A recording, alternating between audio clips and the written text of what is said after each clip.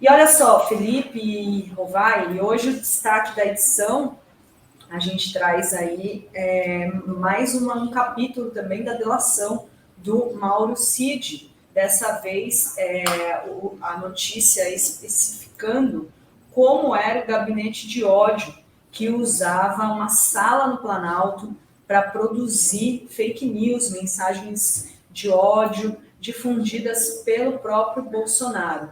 E essa existência desse gabinete do ódio do Planalto, Felipe, antes de você chegar, eu estava dizendo que a Fórum antecipou no início do governo Lula, logo depois da posse, um primeiro escalão do governo confirmou a Fórum que de fato existia essa sala, que era espécie de um aquário no subsolo do Planalto, com computadores modernos de última geração, MacBooks, e que nessa sala tinha senha, não foi passada a senha, o governo Bolsonaro não deu a senha dessa sala para o governo Lula, então é uma sala que realmente existia. E o Mauro Cid detalhou o que faziam nesse gabinete do ódio, nessa estrutura do Palácio do Planalto, que era usada, segundo o Cid, para produzir parte do conteúdo que o próprio ex-presidente Bolsonaro difundia nos seus contatos e nas redes sociais. E eram conteúdos com ataques às instituições, principalmente o Supremo Tribunal Federal.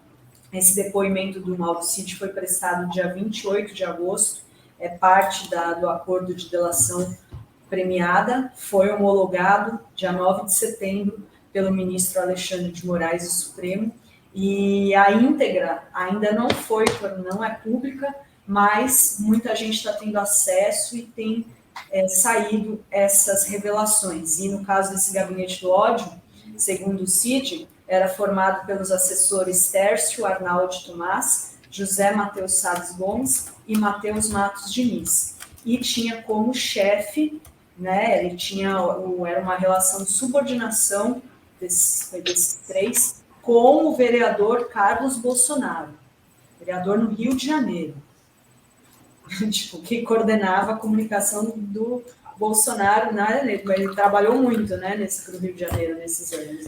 Não, vergonha, né? Vergonha. E o Tomás e o Gomes foram nomeados como assessores especiais do gabinete pessoal do Bolsonaro em janeiro de 2019, no início do governo, e o Diniz tinha um cargo na SECOM, que era chefiada pelo Van Garten.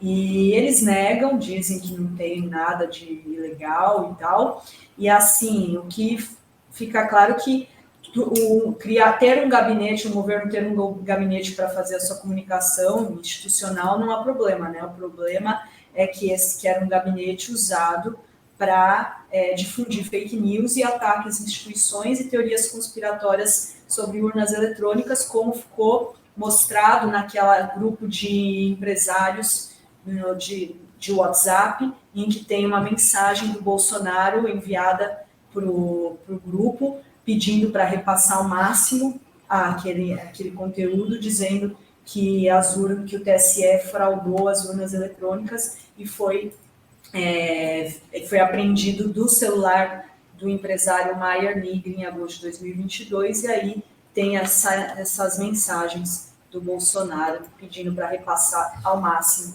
a fake news das urnas. Rovai, depois Felipe, o que vocês acham dessa história aí, desse gabinete do ódio?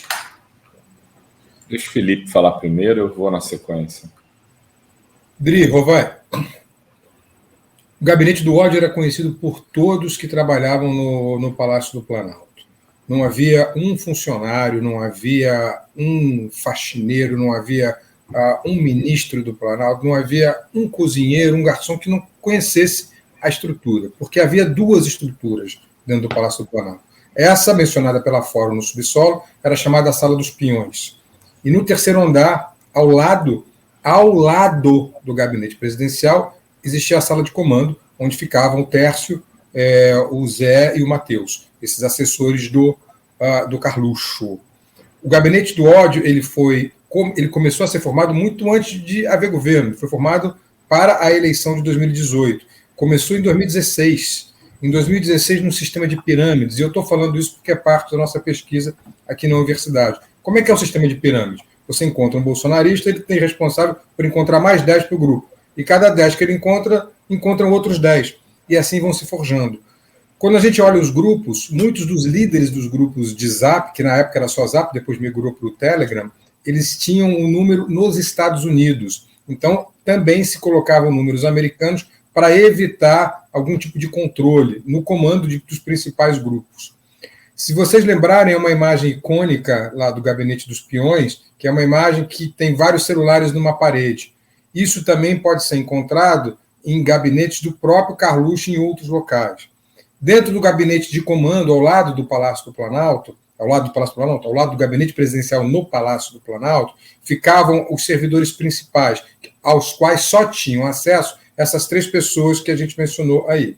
O Carluxo, é impossível não ligar o Carluxo a isso, basta vocês olharem as vozes de comando que ele dava no Twitter e a própria agenda dele aqui como vereador do Rio de Janeiro. Os dias que ele estava aqui na Câmara e os dias que ele estava em Brasília e que ele entrou no Palácio do Planalto.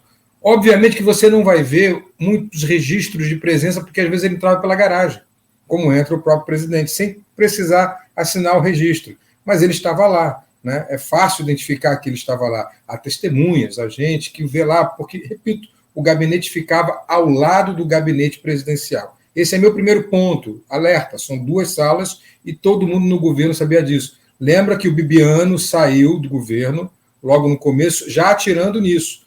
E ele foi atingido pelo Carluxo.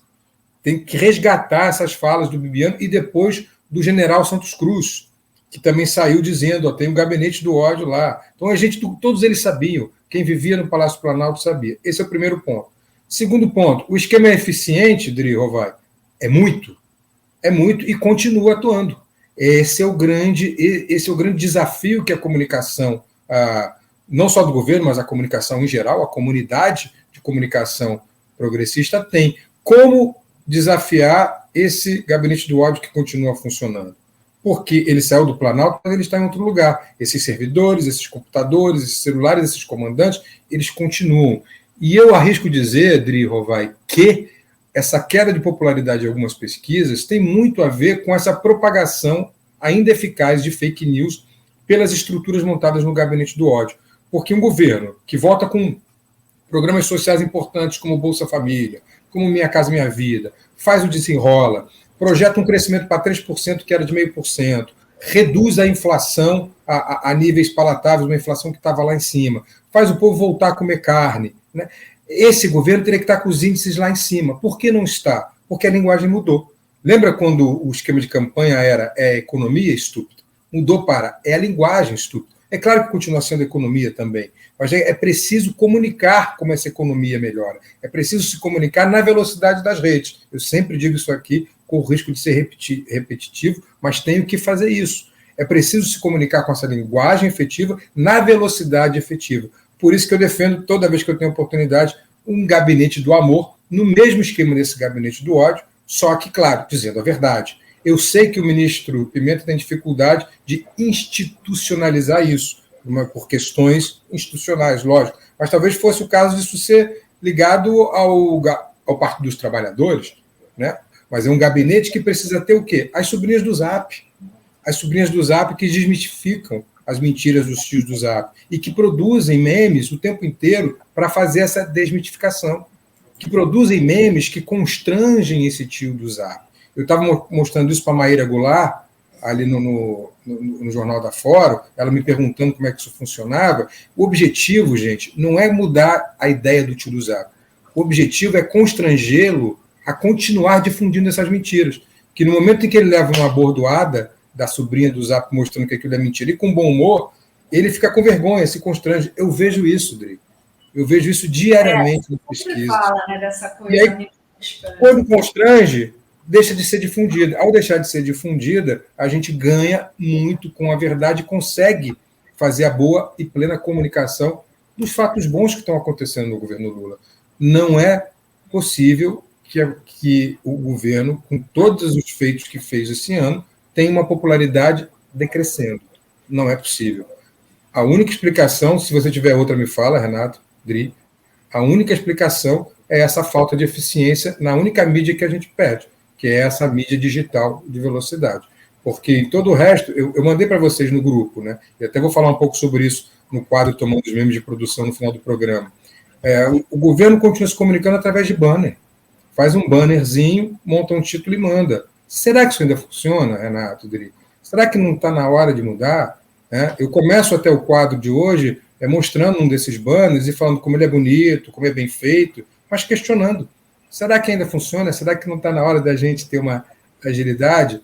É isso, é o apelo de sempre, mas fica muito claro que esse gabinete do ódio, agora denunciado com tanta ênfase pelo Cid, continua fazendo estrago, e a gente precisa reagir.